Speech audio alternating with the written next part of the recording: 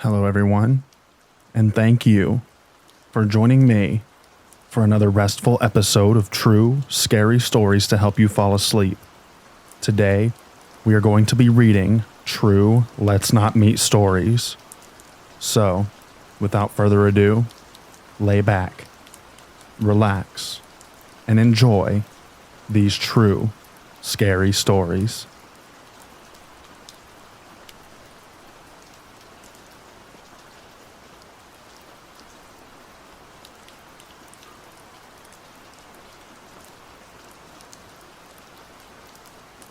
This old woman in a cinema thought that I was a demon. Quite an odd title, I know, but this is the only way I can describe what she meant. This happened a few years ago, right before the pandemic hit. In fact, I know the exact date because it spooked me to my core. It was February 18th, 2020. I was 14 years old, so you can imagine this was a pretty frightening moment for a young girl. My mother, younger brother, and I went to go see a movie. He wanted to see the new Sonic film, and I didn't really want to, so I went to see the Birds of Prey movie with Harley Quinn. I had already seen the movie, but I wanted to enjoy the cinema popcorn and hot dog and quite frankly wanted to watch it again. I got off by myself to the viewing room, and it was completely empty. Just me in there, so I felt relatively safe being able to see the whole room, given I was at the very top. It was pretty amazing to have an entire room to yourself, until it's not. About halfway through the film, I went to the restroom. The soda didn't last long. So I went to the restroom, and once again it was just me in there. Every room was in current running progress, so nobody wanted to miss the films. As I was finishing up, there was an elderly woman at the sink, about 70. I thought I was alone, but I suppose not. She was washing her hands right next to me. She had moved from her original spot. Now, for context, before I say what she said to me, I'll give you a brief description of myself. I have black hair, green eyes, relatively sharp features, high cheekbones and arched brows. Yeah, a typical Disney villain, which I somewhat blame for her response. I think I'm somewhat attractive, but nothing to lose your marbles over. She had looked at me with the most subtle but unnerving grin, still with her hands under the water, but not doing anything, and said, "Young lady, you're quite a gorgeous girl." I said thank you, and she went on to say, "A beauty like that is only something an evil thing can have. Your eyes are just so hollow and soulless." She continued with that same smile. I was seriously starting to get creeped out, but I do live in the Bible Belt of Texas, so I chalked it up to her being a nut job. But then she got closer and said, without the smile, "You shouldn't have that beauty." I hurried and left as soon as I possibly could. I did not like being alone with that woman anymore, and I waited outside the restroom where it was populated, but she never came out. After 5 minutes, I went back to the viewing room and was paranoid the entire rest of the film. I could not get that crazy lady out of my head. Like, who says that to a kid? I seriously considered getting exorcised by a priest after that encounter. After that, I told my mother, and she didn't let me go alone until I was at least 16. Never do I want to see that woman again. I still get paranoid anytime I'm alone in a public restroom. In fact, I avoid them altogether, and I still don't know what to make of it.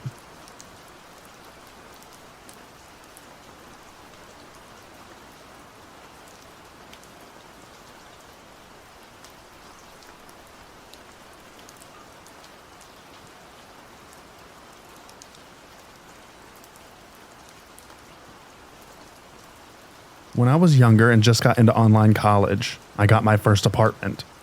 I had 3 jobs and one was third shift, but I was more than ready for independence. While I had a great time there, I did have one problem: my new downstairs neighbor. So the other tenants were a bit older than I am, with one of them being an old man who lived there for 20 years. The other was an older woman with a small kid, probably been there for 3 or 4 years, and an empty apartment downstairs. I keep to myself, so I never really spoke to any of them before, until I noticed that there was a new move-in. A man that seemed close to my age, maybe a little older. Black greasy hair and a little overweight, but in my experience living here, People seemed to be nice, and I was happy to possibly have someone to say hello to. That possibility turned sour really quick, when a casual hello turned into, "That trash stinks," remarks from him, when I was taking out the trash, and snide remarks under his breath when I've done nothing. Even remarking on my sister's lack of a bra when she came to visit me. Naturally, I was grossed out and annoyed that he had to comment on anyone, especially my sister, and told the landlord. Nothing came of it, of course. One day I was asleep, and someone came banging on my door. I had no idea who it was, and my anxiety was beyond strong. I'm alone, and never expect a knock that wasn't planned. It was the neighbor saying that I was being too loud, and I need to stop harassing him. I explained through a closed door that I was asleep, and I was not making noise. He left and stomped down the stairs while muttering and calling me a B word. My heart felt like it was beating out of my chest. I went back to bed, only to hear him coming back up the stairs and banging on my door. When I addressed him again, he said that I was harassing him and that he's calling the cops because I'm still making noise. I told him to ask the other neighbor, because there's no way that I could possibly be making noise when he is on the other side of the building. He thanks me politely before stomping off and cursing, and calling me a B word yet again. I tell the landlord right away that one of his tenants is acting hostile, and I don't feel comfortable/safe, and he tells me that he will look into it. I hear nothing for a week. Turned out it was the old neighbor hitting the floor with a stick like one of those classic cartoons, because the rude neighbor was playing music too loud. I swear he should have known that, as I'm on the other side. It was like he wanted an excuse to come speak to me. The following months it got worse. One day I walked out in a snowsuit so that I can play in the snow. I'm a big kid at heart. He had to remark on my clothing being unnecessary, even when there's 3 feet of snow out. I forgot what I said in response, something like it's not his business, but he basically just said F you. I just walked off to go play in the snow. It gave me a little enjoyment because of the earlier interaction, so I went back home to get ready for work. The snowstorm got worse, and I had just came back from my night shift. I see him alone in the parking lot with the car on and the windows up. I was on high alert as I carefully walked around and up the alley to my apartment. The second I closed the door to go upstairs, I hear loud, wall-shaking music. It's him. He's blasting his car music at max volume. It's a snowstorm at 3 a.m. I was surprised and confused because what was his reasoning? He did it until 8 in the morning, and I found out later it was to spite the old neighbor for telling him his music is too loud. Soon, it all started getting serious. Cursing in the hallway and playing music louder, with the police knocking at our doors asking us about a noise disturbance. And now a mutual hatred amongst the neighbors at the a-hole who kept us all up. But that's not the worst part. I just got back from my night shift and it's 3 a.m. yet again. I'm dragging my tired feet over to the mailboxes that are right inside the townhouse door. As I'm looking through the ads and letters, his door opens at the top of the stairs. My stomach tightens, hoping I don't have to interact with him, but drops when he starts speaking unintelligibly. At the top of the stairs, he's gurgling and mumbling something. "What?" I said. But he repeats the same weird sounds again, only more aggressive. I felt something was more than off, and noped right around and around the door, heading back to my car. I thought I'd rather sleep in my car than possibly be attacked in the hallway. And as I'm having the thought, I hear the window above slam open. I freeze and then spin back around the edge of the corner. It's him, and he's looking for me out the window. I stand there for a moment listening to him, and he's speaking gibberish and yelling. I thought to myself that it was my chance to sneak upstairs past his door and into my apartment. I sped up the stairs and past his door to the second flight of stairs. Right as I reach the top of the second flight of stairs, his door swings open with a big slam that makes me jump, and I hear him muttering and gibberishly speaking loudly while walking up the stairs. My heart is beating out of my ribcage as I am simultaneously walking and fishing my keys out of my bag. Like a classic horror movie, I kept fumbling the keys, looking for the correct one in the dark hallway, as I hear him walking up the last couple of steps. I mentally told myself not to panic as I spot the correct key and slide it into the keyhole on the first go. I swing the door open and practically launch myself inside before slamming it shut behind me. I pause and hold my breath as I hear him just 5 feet from my door, muttering gibberish and calling me a B word before walking back downstairs and out of the building. I watched him through a crack in my window, pacing back and forth, muttering, cursing, and at one point screaming before walking off into the night. With a little bit of relief, I head to bed hoping he doesn't come back. The next day I get a text from the landlord. He says the guy was arrested and won't be coming back. Seems he was off his meds again and attaches a link in the text. Of course, I raised an eyebrow to that comment, thinking, now you tell me? The following link showed a mugshot and a description of his nightly activity to include stealing from a turkey hill, threatening cops that he'll shoot them, punching one of them, and previous to all this, it said, earlier in the night, when he dropped his pants and rubbed himself against a window, then ran around the town square while yelling. Never did see him again, just his family coming in and moving his stuff. So, to the off his meds, rude neighbor, let's not meet again.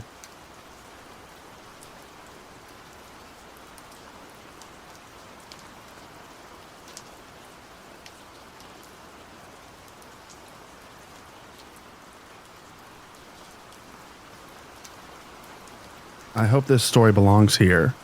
I currently live in an RV in my mom's driveway. My town is just larger than small, and it's relatively safe.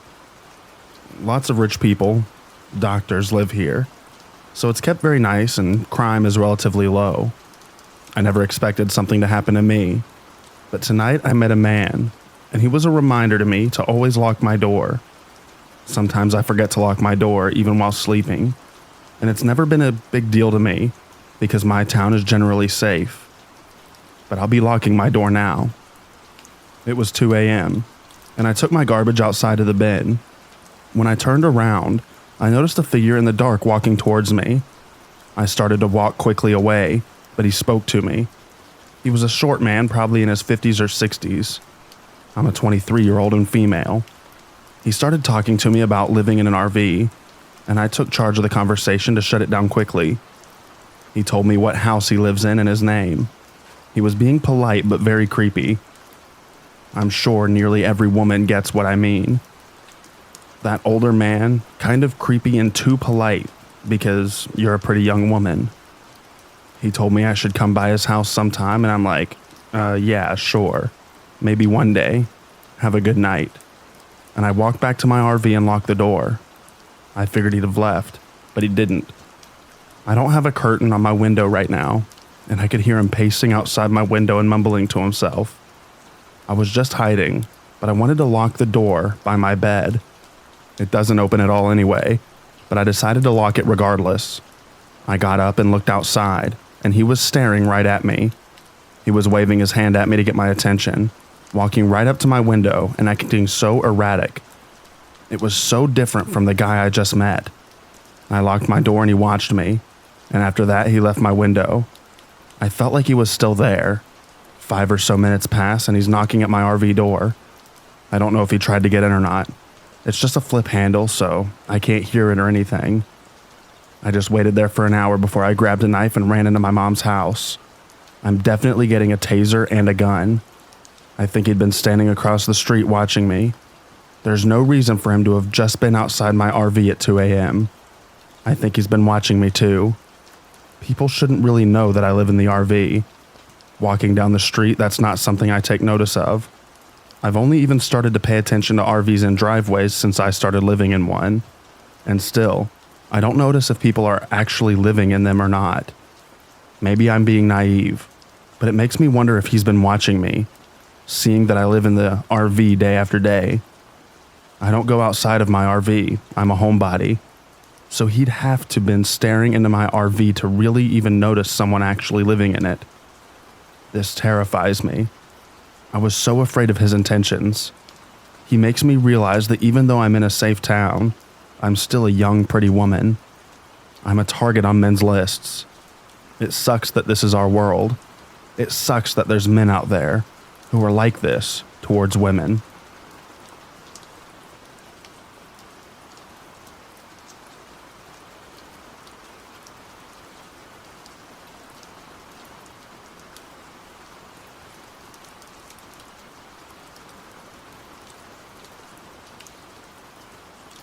Now, this is something I really want to talk about to be sure that everyone is cautious and stays level-headed at all times. Now, for context, I live in the middle of nowhere in Canada. It was an old town that had quite a few abandoned buildings due to absence of residents.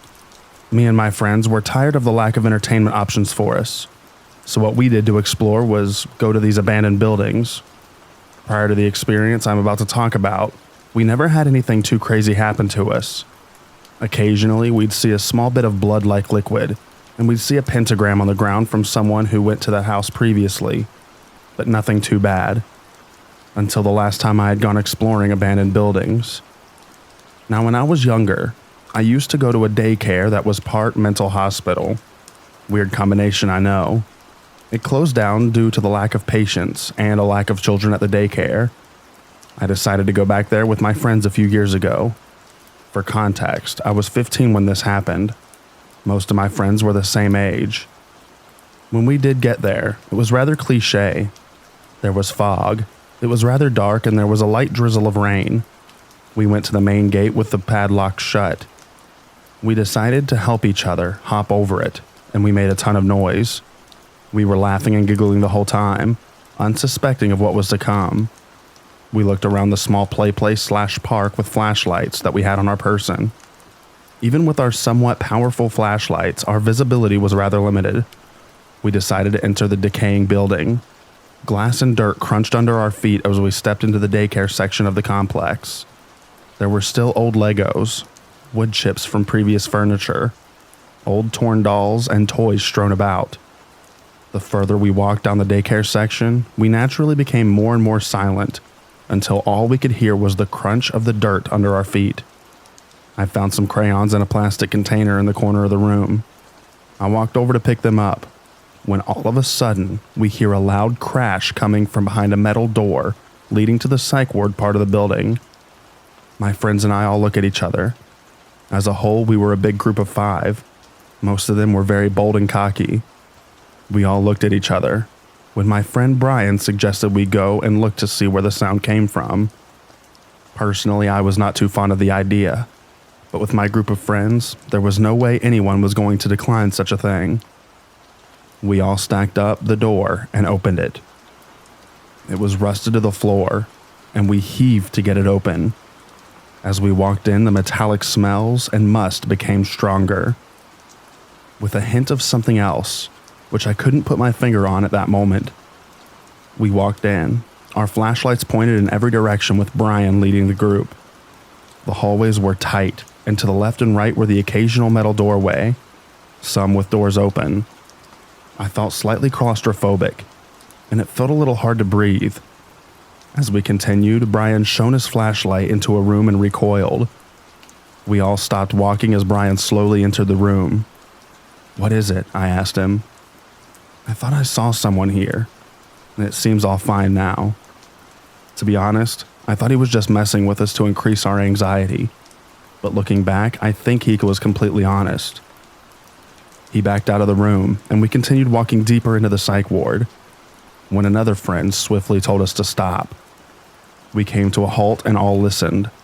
In the distance ahead of us, we heard the subtle pitter-patter of footsteps echo through the hallway. We all looked at each other, fear in each of our eyes. Brian continued walking towards the sounds. We considered turning back for a second without Brian, wondering if some ghost or something was in the building, but we couldn't do that to him. The closer we got, the more I felt like I was being watched. When finally we entered a room on the right, which had the smell of rotting meat. In front of us was a dead deer. Its innards were spilled all over the floor, staining the concrete. A friend of mine had a very weak stomach and vomited all over the floor. That's when we heard whispering from somewhere. Brian shone his flashlight to the corner of the room, where a man with short hair was standing with his head down. He wore a bright green t-shirt stained with what I assume was blood and torn beige pants. He did not have any socks, and his feet seemed damaged. He was twitching sporadically and continued to mumble even after we saw him. We stared at him for a solid 30 seconds before he made his first true movement.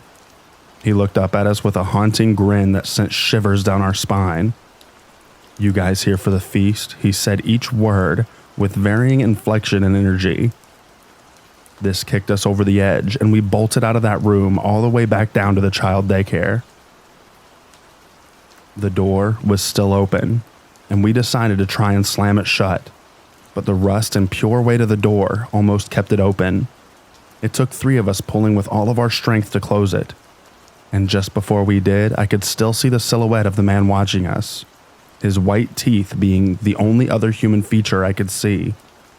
As we sat behind the metal door catching our breath for a second, all looking at each other for confirmation that we all saw the same thing. After a little bit of labored breathing from each of us, we heard a light tapping on the door. That's when we decided it was time to leave. We booked it out of the vicinity completely and ran home. A year after we visited that spot, police went back to doing a routine search of the area and found the man. It was stated that this guy used to go to the psych ward before it closed down. He escaped the facility he was transferred to and lived off the wildlife around the complex. When the cops brought him in, he had a series of diseases and sickness from eating raw meat. His mental condition was much worse than before.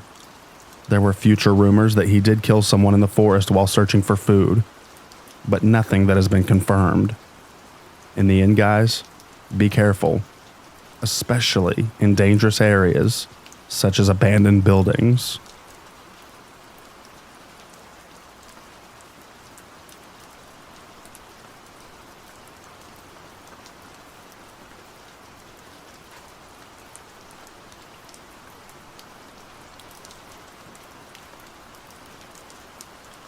This happened probably 5 or 6 years ago.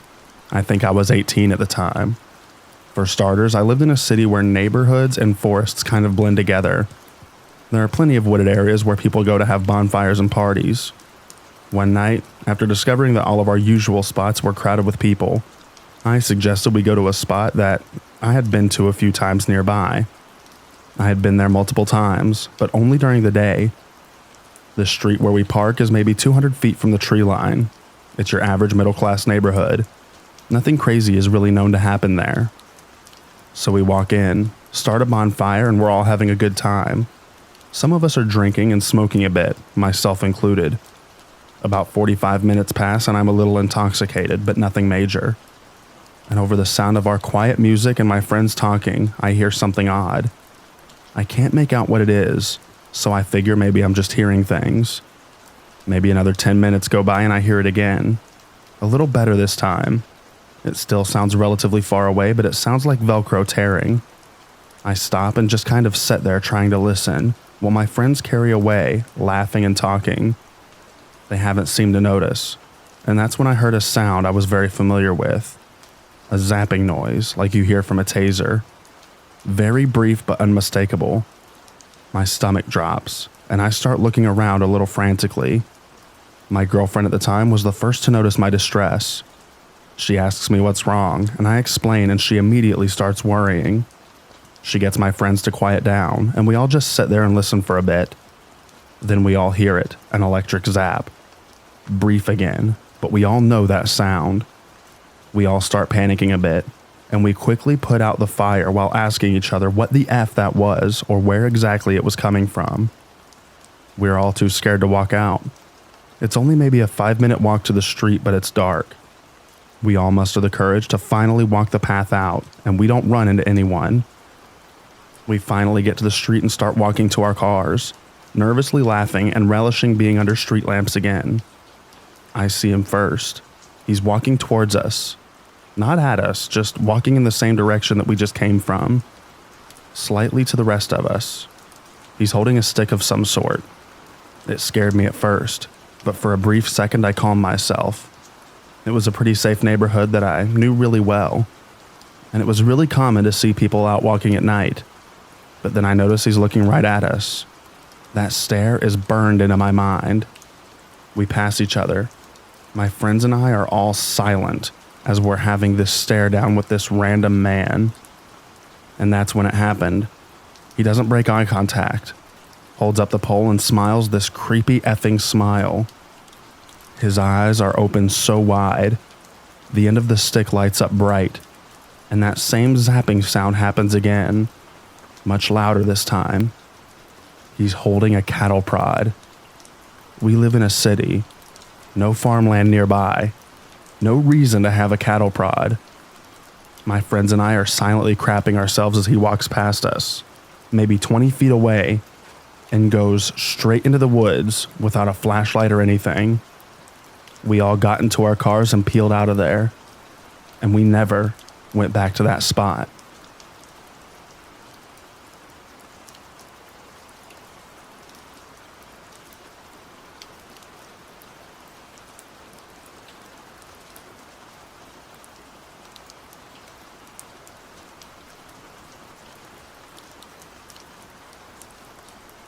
There's an abandoned house between my town and the town next to me on the side of the country roads that connect us.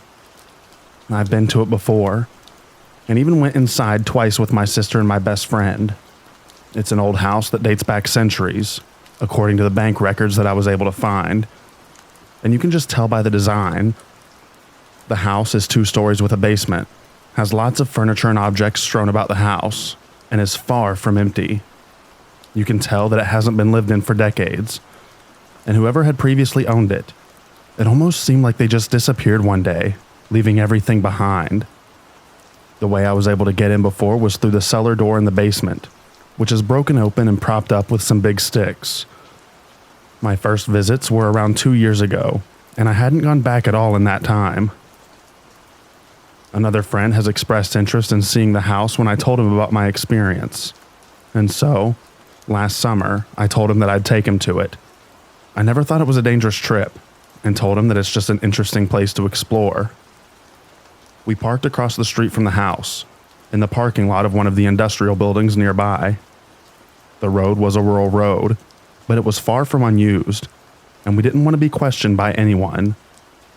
My friend, being braver than me despite my previous visits, led the way across the street into the front of the house. He asked me a couple of questions about it and what stuff I found in there. I told him that the kitchen still had expired food in it, and that the upstairs had a board game set that I ended up bringing home with me.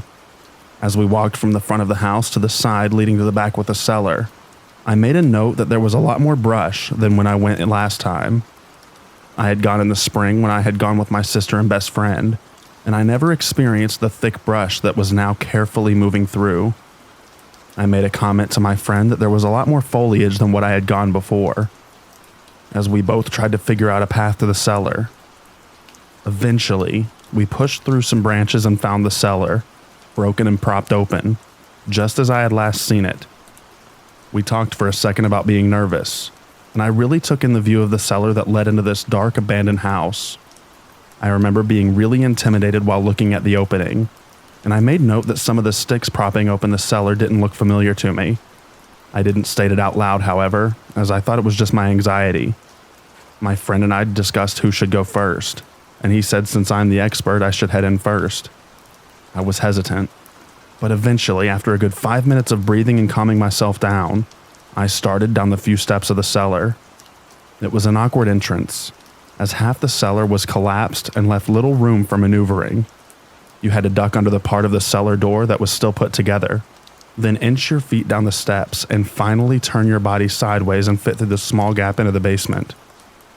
I took a long time after ducking under the door, since my nerves came back for a second. I made it in fine, and my friend followed very quickly, which I appreciated. We both stood in the corner of the basement now, taking it in. I turned my phone's flashlight on and he did too. There was a spider web in the path through the stairs up to the first floor. I looked around and found some sort of tool to knock the spider web down, and I took the tool and swiped it through the web. After that, I tossed the tool onto the concrete floor. My friend and I talked quietly. I don't remember what about, but afterwards we fell silent for a second. Above us, I clearly heard footsteps on the boards above our heads. It almost seemed like they were heading to the stairs and led down the basement. I remember this part the best, as I looked at my friend, and he didn't seem to react to the footsteps I was hearing. I looked at him, suddenly very worried, and before I could even say anything, he said, "We need to go." He turned around and practically jumped up the stairs. I remember thinking how he got out insanely fast. I could see him turn and reach his hand back to help me up. I was a bit slower, but I also quickly stepped up the stairs and he pulled me through the opening. I landed on my hands and knees after I escaped the cellar, and I immediately stood up facing the weeds. I turned around to my friend who was crouched, staring down at the cellar. I said to him that we should get out of there, and he turned away and told me to go first through the weeds. I pretty much ran through the brush, definitely getting cut up by something, but we made it through them and back in front of the house very quickly. My friend kept urging me to go in front of him, and he watched behind us, before switching to flashing his light in the windows on the first floor in front of the house. I asked him what he was doing and if he was okay. He didn't really answer me at first, so I asked him if he heard the footsteps before we bolted out of the basement. He turned to me and said that he heard them, and that's why he was watching the cellar, to see if anyone was following us out. He continued, saying that after he pulled me up, he turned to guide me away before he let go of my hand, and when he turned back, he saw the bare feet of someone standing at the bottom of the cellar. Because of the cellar's dilapidated structure, he could only see their feet and a part of their legs. At that point, that's when he told me to go through the weeds first. He never saw them come up the cellar stairs or move away from them before he followed me. I didn't believe him at first, and thought he was just trying to scare me, but I could tell by the serious tone of his voice and the silent look he gave me after telling me he wasn't going to try and make me laugh or lighten the mood. I still asked if he was lying, and he aggressively said that he wasn't. He told me that I heard the footsteps already, so I knew something had to be in that house. We stood for a second, not really saying anything, before we both then agreed to go back across the street towards our cars. We stood by our cars for a while, watching the house to see if anything or anyone would come out, but nothing appeared. After talking for a bit about how crazy this was, and him reassuring me that he was telling the truth, it started to rain and we decided to call it a night. I fully believe him, and he's always stood by what he saw. I haven't gone back to that house since, and I like to tell myself that whoever was in that house was just a homeless person finding shelter.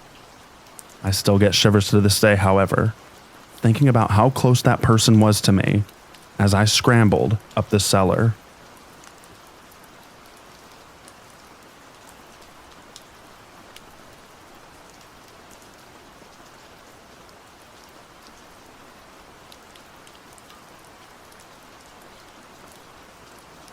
For a bit of context, I was friends with two people, Tammy and Aaron.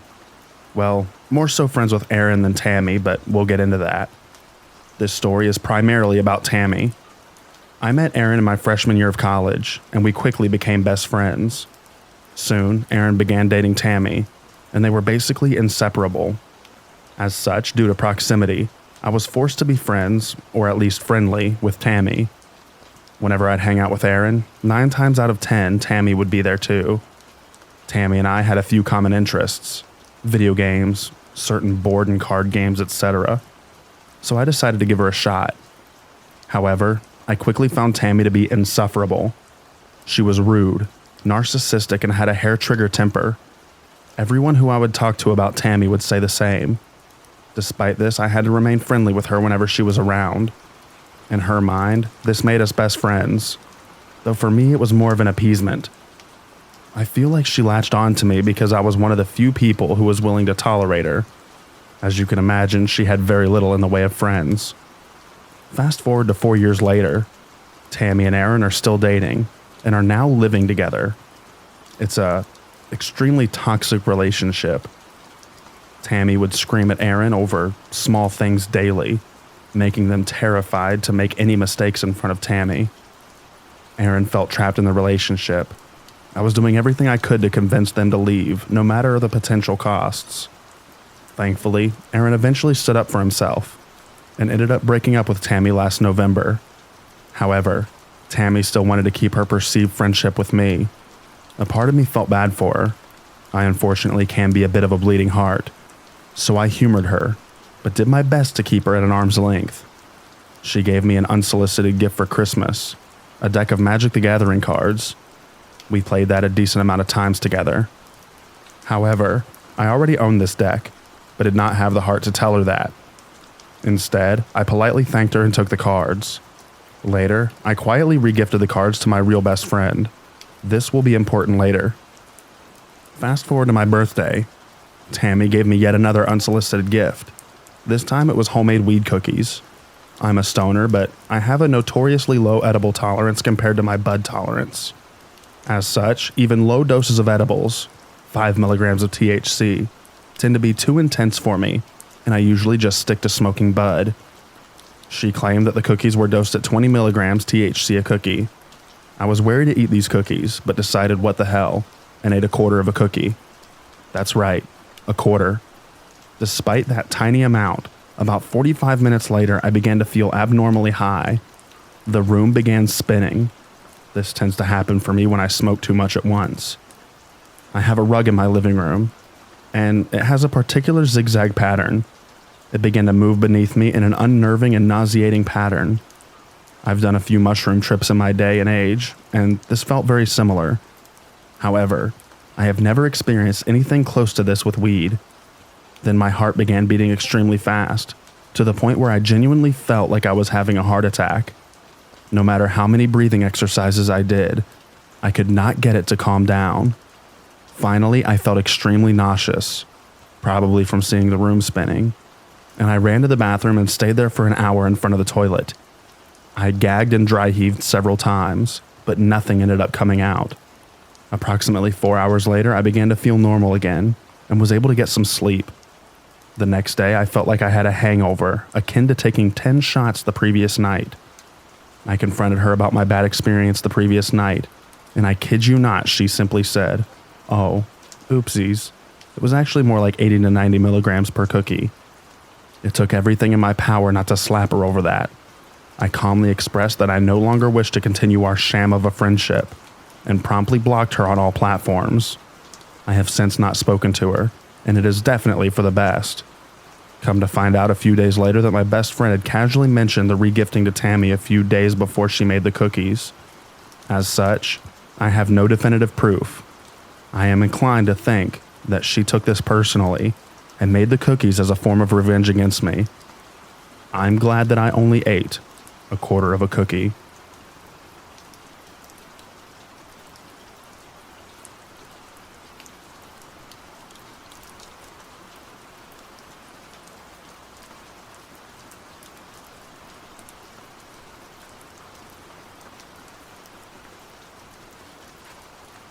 I'm a 29-year-old female, and I grew up in a nice suburban neighborhood. I lived in the same house my entire childhood, and only left once I moved out as an adult. I always felt safe, leaving our doors unlocked, window open, going for late-night walks as a teen. I was around 17 when I noticed strange things starting happening around my house. My house was also haunted, so weird noises and things moving on their own were not a new thing. This is probably why I and my family dismissed my experiences for so long. As a teen, I worked at a movie theater, and I did not work until the afternoon and would get off very late at night.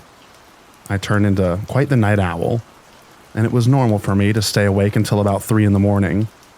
It started off as my dog reacting to things outside.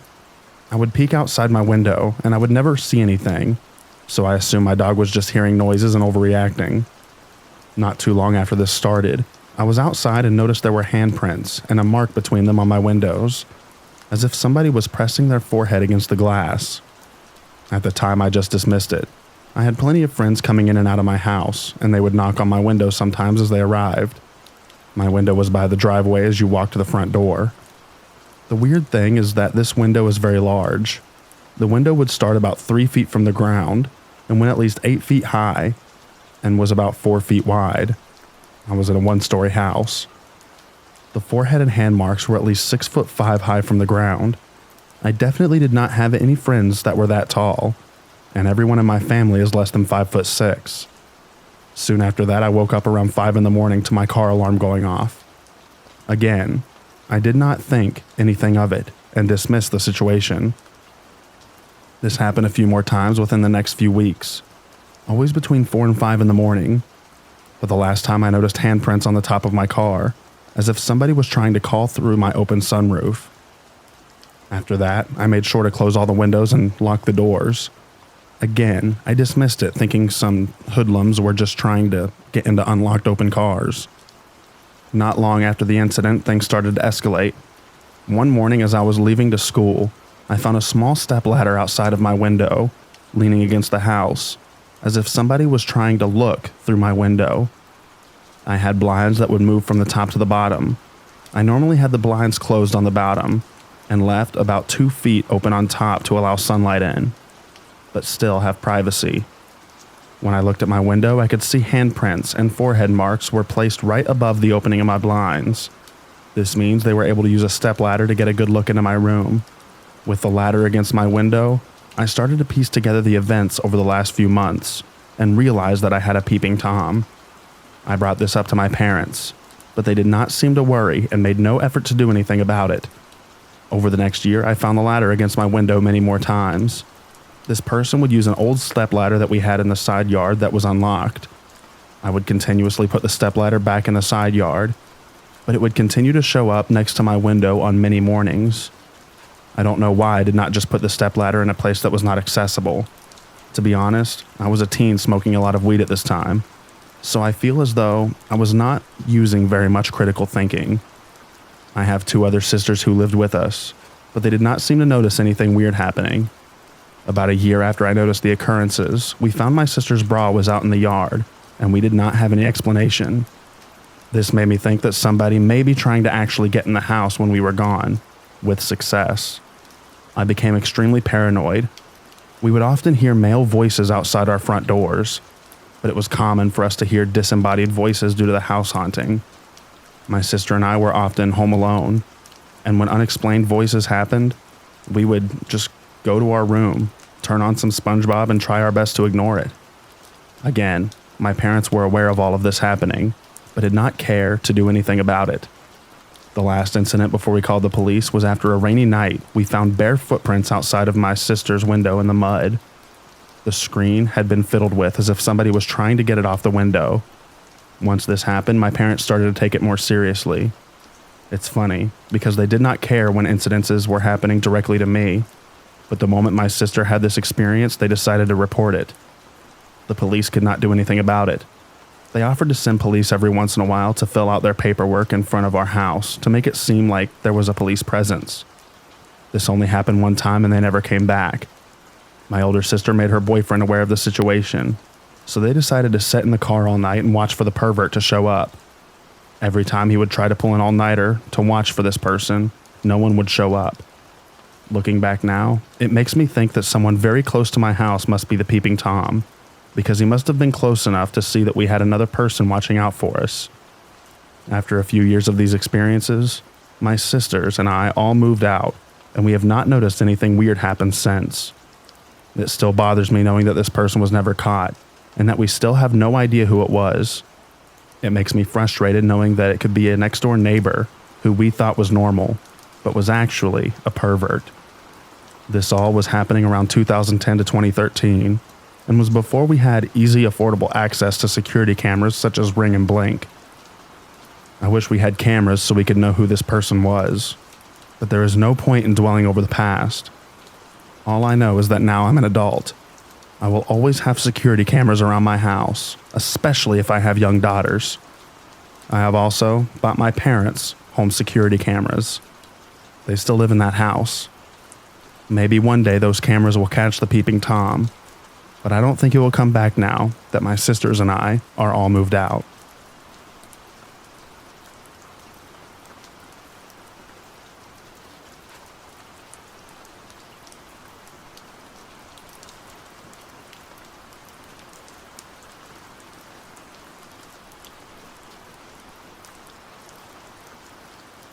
I used to participate in a group that did activities intended towards children. We usually went to neighborhoods to make games for the kids and so on. On Halloween, we usually went to give candy to children while in costumes. That night, I was dressed up as the Joker. So I went to Rally Point and met the other guys and girls with whom we were going to give candies. We were about 30 or 40. The night went as planned. We did some games, then we handed out some candies, and then we said goodbye. 3 of my best friends were there, and after the activities were over, we sat on a bench and talked about random stuff. Eventually, we got to the topic of Halloween parties, and how we never went to one. We really wanted to go to a Halloween party, dance, drink, and do teenager stuff. I'm kind of an introvert, but I've always tried to live my life so when I'm old, I don't have to regret not doing stuff, and partying was one of them. So I too wanted to go to a Halloween party. We called our friends, but no one knew of any parties. Eventually, we got in touch with our friend Lewis, who was 18 at the time, asking him if he wanted to do something. He told us he was going to round up a few people, and then we could go out in 20 minutes. In 20 minutes, we went to a friend's house. We cleaned up, changed clothes, and then Lewis called us back. He told us to go to a park nearby to get together. We went, and we reunited with 6 of his friends. 4 we knew, and the 2 others we didn't, but they were nice. Trying to think about what to do next, because his house was now unavailable. 10 o'clock at night, the reunion. We didn't know what to do, so we went to a skateboard park nearby to see one of them do some tricks with his kind of eccentric skateboard. We were all in awe, but after a few minutes we got tired. After that we went to the cemetery to tell horror stories. Disrespectful, I know, but we were teenagers doing stupid teenager stuff. After that, Lewis said, "Dude, want to go drink?" We all said, "Let's drink," and we went to a convenience store to buy some alcohol. I think I have to say that in Chile, people from 16 on are expected, yet not legally allowed to drink unless they are with an adult. And we were with some people from 18 to 21 years old. Legal adult age is 18, which is also the drinking age. So we had the alcohol, but we didn't have a place to go drink. So we went to a forest that was about 15 minutes outside of town. We couldn't see anything, so we were on our phones with our flashlights on. When we got to a nice quiet spot, we lit up a fire. We made sure that there was no flammable material nearby. In front of us was an open field, and behind us, a wall of bushes. So as the night went on, we spent hours listening to music and drinking, telling funny stories, laughing, playing tag. It was a really good while, until it wasn't. The incident, 3 a.m. Before continuing, I think I have to explain what a flate is. In Chile, a flate is like a gangster. They tend to form gangs. Those who are in gangs tend to be really violent and short-tempered. They usually carry firearms or knives. This is a really vague description, as not all flates are bad people, and some are very friendly. But it serves the story, so I think is well enough.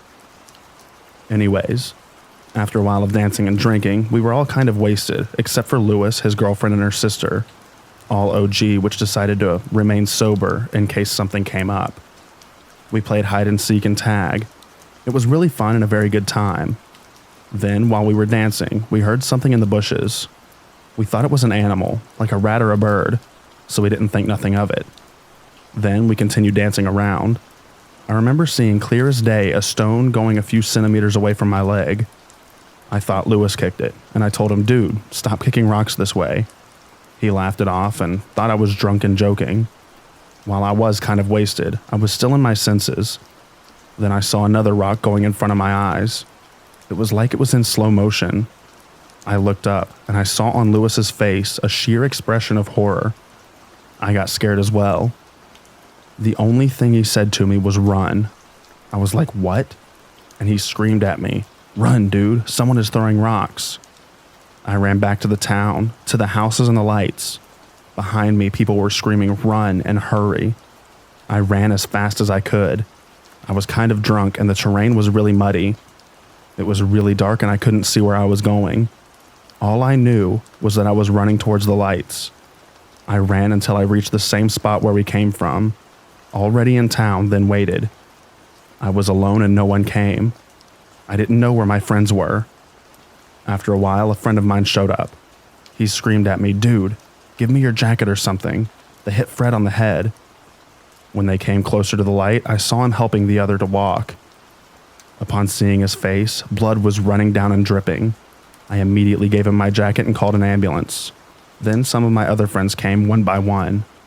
They all went to Lewis's place because it was nearby. Then Lewis came. "Where's my girlfriend and my sister-in-law?" he said. I told him she didn't come through. We sent everyone to his house and waited for the 2 missing people. We were ready to go and face the people throwing rocks in case they were doing something to them. But then they appeared. His girlfriend was hysterically screaming, "They hit my sister. They hit her. She's bleeding." We went to her and the whole side of her face was covered in blood. We rushed her to Lewis's house and made sure we were all there. We were, so we calmed down. When the ambulance came, the two who got hit were there. We then called the cops. After the incident, 3:30 a.m., I remember some of us being in shock. Others were angry, and others were kind of in middle ground. Lewis was raging. "These effing kids," he kept saying. We didn't know who threw the rocks. I thought we got in the terrains of someone without knowing, and the owner tried to scare us away. But my friends told me they saw a group of people hiding in the bushes. We left everything at the bonfire. The skateboard, the speaker, some wallets. For me, I had everything safe. Lewis then told me and my friends, "Dude, let's find these effers. Let me call up some guys and let's go after them." I was mad, but wanted to retrieve some of the stuff. So I told him that we would go, but if there were too many of them, then we would turn back. We called two of his friends, and in 5 minutes they were with us. I knew them because of some school stuff, but they were very loyal, and they both went to the gym. There were some big fellas, so I felt safe when they came. Eventually, we went out to look for the people who threw rocks. When we were about a block away from the forest, we saw them, walking with our speaker, the skateboard, and other stuff we left there. It was almost like a Mexican stand-up. We were a block away from them, and we just stared at each other. There was like 15 of them, and only 6 of us, so we didn't do anything and just turned back.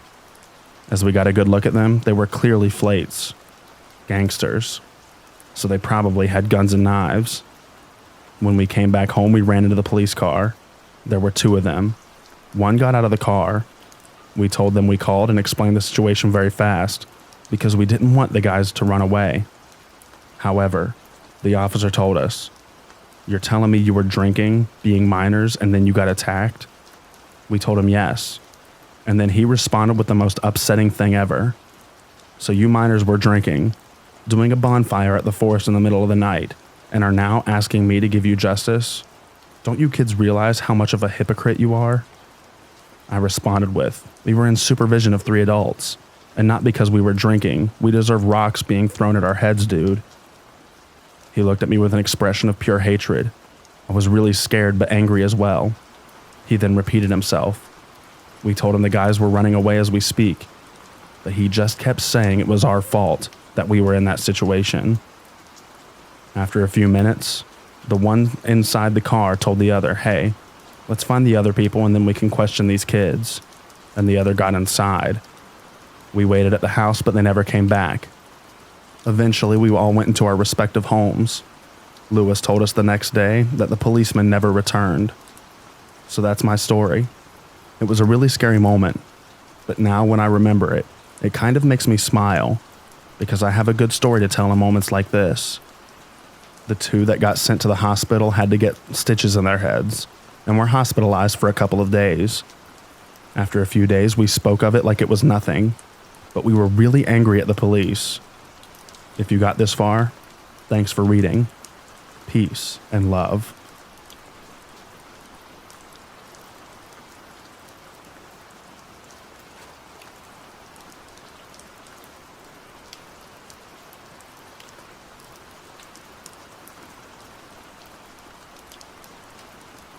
Alright, I spent my entire slow day at work yesterday reading through this subreddit, so now I want to share my little story. My childhood best friend, Marie, and I were around 11 or 12 years old at the time. Marie's family had their own campsite in a provincial park about 2 hours from our hometown, and would spend the entire summer each year living in their camper out there.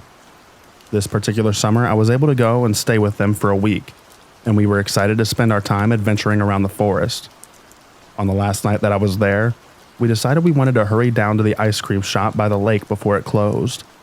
It was very early evening at this point. Still pretty bright out, but beginning to lose light. The path we took was down a short slope right next to the main road with maybe 10 feet of thick brush and trees in between. On the other side was the forest, with more tall, thick brush. So we were walking along, not seeing a single other person on the path in front or behind us. We hear a sudden rustling and snapping of branches. similar to the sound of maybe a deer moving through the woods. I wouldn't have thought anything of it, but then the sound of running footsteps follows. Marie glances back and suddenly grabs my arm, urging me under her breath not to look back. At the same time, the running stops. I don't know why I don't ignore her and get a look myself. I guess I could sense the very real fear in her voice and chose to listen.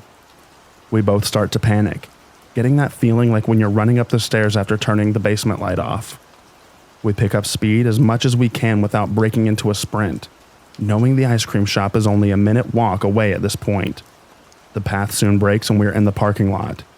Suddenly, Maria steers me hard to the left, heading towards the lake and the boat rental instead of continuing straight to the ice cream shop.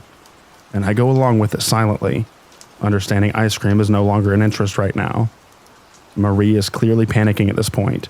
We're both looking around, but it seems whatever scared her is nowhere in sight at this point.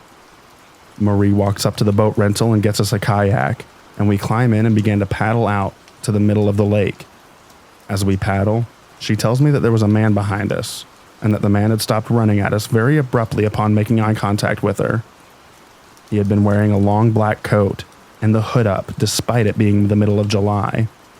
He had a terrible smirk on his face, and she swore that he stopped running. She saw him put something shiny away into his coat. He appeared to have just emerged out of the brushes after we walked past, given the sounds we heard right before he came running on the path. We reached the center of the lake and stopped paddling. I pull out my Nokia brick phone that my parents had, thank God, given me, just in case. I hand it to Marie and tell her to call her parents to come pick us up. As the phone rings, I see her look out past me to the shore and go pale, lifting a hand to point to what she's seeing. I turn, and there was the man, stalking his way around the path that circled the edge of the lake, staring out at us. We sat in the middle of the lake and watched him do 2 full laps, never looking away for us, before finally disappearing. It took a few tries to get a hold of her family.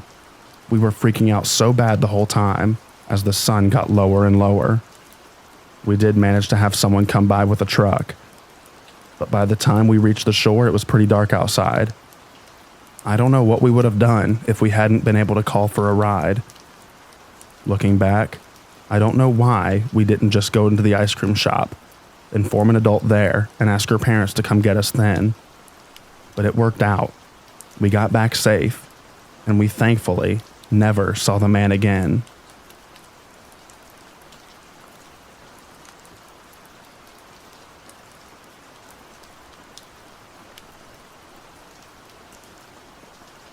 Thank you so much for listening to all of the stories in this video. I hope you enjoyed them. I also hope that you enjoy the extra rain at the end of this video. Good night, everybody.